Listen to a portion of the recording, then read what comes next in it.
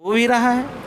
मंत्री जी आप सरकार में हैं और सरकार के खनन हो गया एक सवाल आप नहीं एक सवाल हो गया नहीं आखिरी सवाल, हो गया महंगाई नहीं पर, नहीं महंगाई नहीं पर। अब कुछ नहीं, अब कुछ सवाल भी करते हैं सर, और सवाल के जवाब भी लेते सर, आप हैं। नाराज हो, हम तो आपके क्षेत्र का मैं नाराजगी शब्द वापस लीजिए। नहीं, आपने सवाल कर हिम्मत मैं नहीं- नाराज आपको हिम्मत नहीं ये थी। पूर्ववर्ती सरकार में आप लोगों को सवाल पूछने का हक नहीं था। हिम्मत का बात करते यही हैं। गुंडेगर्दी चलती थी। पूर्ववर्ती सरकार में भाई भतीजावाद का शासन चलता था।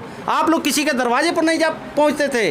ओपनिंग होने जा रहा है बढ़िया में सबसे बड़ा JCC बाजार, बहुत जल्द सिवान रोड बढ़िया में। जौन कार्यक्रम भइल बा का कहे मतलब समर्पण और सेवा के कार्यक्रम में बढ़हरिया नगर सिवान जिला में हमने सब उपस्थित भइल बनी।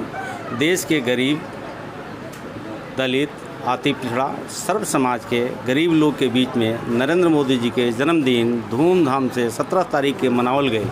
वही अवसर पे स्वच्छता और समर्पण दिवस मनावल जाता। वही कड़ी में हम सब लोग इकट्ठा भइल बनी।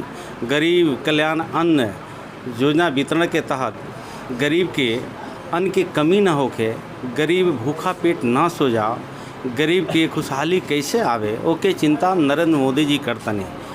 नरेंद्र मोदी जी के जन्मदिन के अवसर पे सर्व समाज के लोग कहीं न कहीं इकट्ठा होकर के गरीब अन्न कल्याण योजना के तहत अन्न वितरण के कार्यक्रम चल रहा हो। से उपलक्ष्य में हम सब इकट्ठा भइल बनी।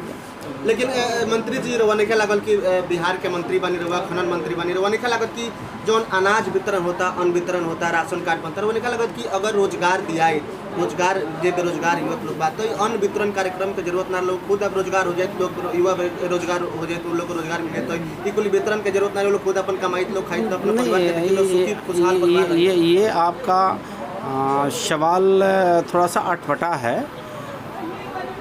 भोजपुरी में ये पढ़े लिखे लोगों को नौकरी भी मिल रही है, गरीब किसान को राशन की भी ज़रूरत है।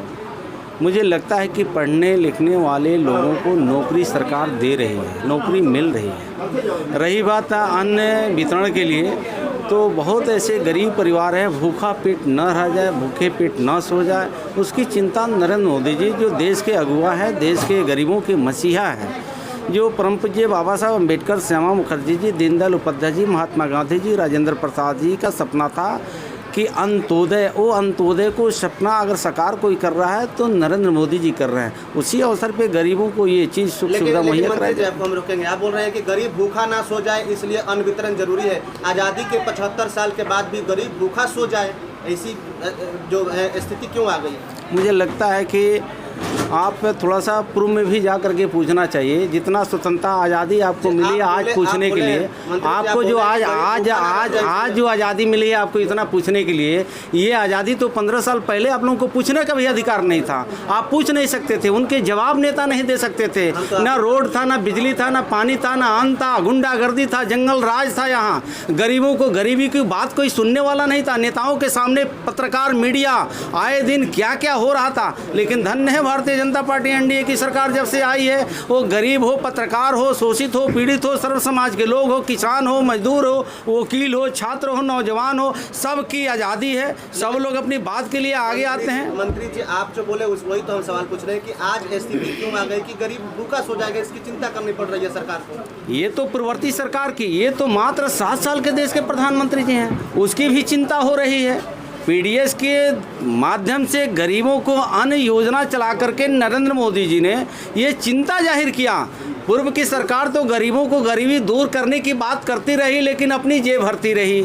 पूर्व के प्रधानमंत्री जी कहते रहे कि 1 रुपया भेजते हैं 15 पैसा जाता है, 85 पैसा कहाँ रह जाता है मुझे मालूम नहीं है। लेकिन धन्य है देश के प्रधानमंत्री जी ने जनधन योजना का खाता खुलवा करके डीबीटी के माध्यम से अगर 1 रुपया भेजते हैं तो 1 रुपया खाते में लाभुक को पहुंच जाता है। लेकिन चुनाव के समय 2014 में आप ही लोग कहे थे कि प्रत्येक वर्ष 2 करोड़ रोजगार मिलेंगे हमारी सरकार पर। मुझे बताने में खुशी हो रही है, उससे ज़्यादा नौकरी रोजगार मिल रहा। मेरे विभाग खाने और तत्व विभाग में 100 वैकेंसियाँ निकली हुई है। माइंस के क्षेत्र में पूरे, मैं अपने विभाग की बात कर रहा हूँ, आप पूरे विभाग की बात कर रहे हैं। मैं अपने विभाग की ऐसे 20,000 की पूरे बिहार में 20,000 की सरकार ने वादा किया था। अगले ही कैबिनेट में लगभग 21, मैं बिहार की बात कर रहा हूँ, मैं बिहार की बात कर रहा हूँ और सवाल बिहार की बात कर रहे हैं। तो 20,000 की सवाल जब आया था, अगले ही कैबिनेट में बिहार सरकार ने 21,000 रोजगारों को सृजित किया है। अभी आप जान करके खुशी होगी कि उद्यमी योजना, बेरोजगारों के लिए महिला योजना, आपके दलित योजना, ओबीसी ईबीसी योजना, ये सरकार चला रही है। 5 लाख सब्सिडी है और 5 लाख पर 0% इंटरेस्ट है, 10 लाख रुपया दे रही है। कुटीर उद्योग में आप आगे बढ़ाइए। बहुत ऐसे देश विदेश में कमाने वाले लोग, 10 और 20 लाख पैकेज पे साल पे काम करने वाले लोग, और देश में आकर के, प्रदेश में आकर के अपने पैरों को खड़ा किया, अपने आप को मजबूत किया। ये लोकल फॉर वोकल देश के प्रधानमंत्री और राज्य के मुख्यमंत्री जी का ये नारा है, आत्मनिर्भर भारत, आत्मनिर्भर बिहार। हम आत्मनिर्भर कैसे बने? हमारे यहाँ चावल होता है, हमारे यहाँ मक्का होता है, इथेनॉल की कंपनियाँ लग रही है। तो मुझे ये थोड़ा समय लगता है।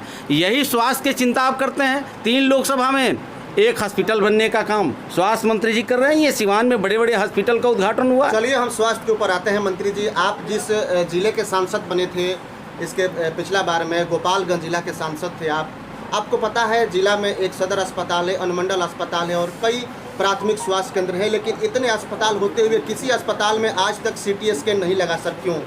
आपको शायद मालूम नहीं है, ये सभी सदर हॉस्पिटल में CT स्कैन लग रहा है।